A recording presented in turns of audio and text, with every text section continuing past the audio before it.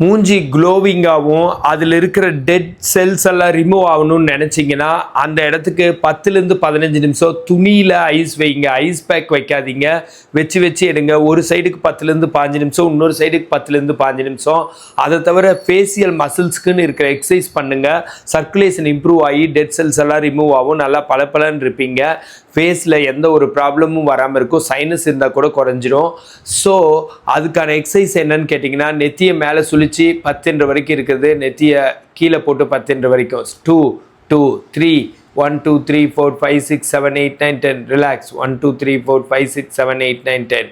இந்த மாதிரி ஐக்கு, அப்புறம் ஃபேஸுக்கு, ஃபேஷியல் மசில்ஸ்க்கு, வாய்க்கு, அதில் இருக்கிற ரைசோரியஸ், அப்புறம் ஃப்ரான்டாலிஸ், கொருகேட்டர் சூப்பர்சிலே, ஆர்பிகுலரிஸ் ஆக்லே, ஆர்பிகுலரிஸ் ஓரிஸ், இந்த மாதிரி மசில்ஸ்க்கு எக்ஸசைஸ் பண்ணால் கண்டிப்பாக உங்களோட ஃபேஸ் க்ளோயிங்காக இருக்கும். இந்த மாதிரி ஹெல்த் டிப்ஸ் வேணுன்னா என்னை ஃபாலோ பண்ணுங்கள்.